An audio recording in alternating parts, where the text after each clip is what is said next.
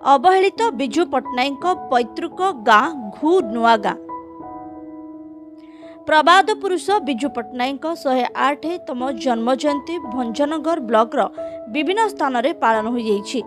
बाउंसलुंडी विजु स्मृति संसद आनुकूल्य बाउंसलुंडी छकठारे विजु बाबूंक प्रतिमूर्ति रे भंजनगर और बाउंसलुंडी ग्रामर बहु विजु प्रेमी तथा विजु जनता दलर कर्मकर्ता पुष्पमाल्य दे श्रद्धांजलि देथिले।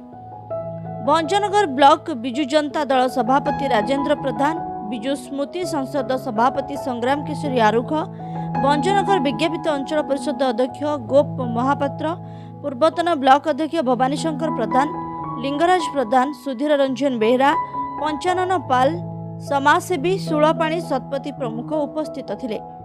अपराह्न विजु स्मृति संसद द्वारा एक सभा आयोजित होइथिला एवं एही सभारे बहु संख्यारे विजु प्रेमी जोग देई तांको स्मृति चारण करथिले।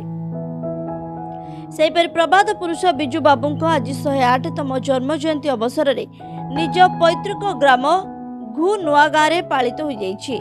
विजु पट्टनायक पुत्रा प्रमोद पट्टनायक विजु बाबूंको फोटोरे पुष्पमाल्य देवा सहित धूप दीप दे प्रथमे श्रद्धांजलि देथिले।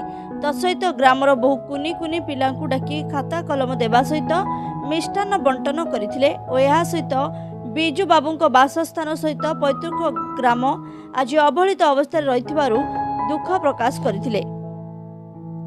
भंजनगरु पुरुषोत्तम महापात्रଙ୍କ रिपोर्ट, ASPN न्यूज।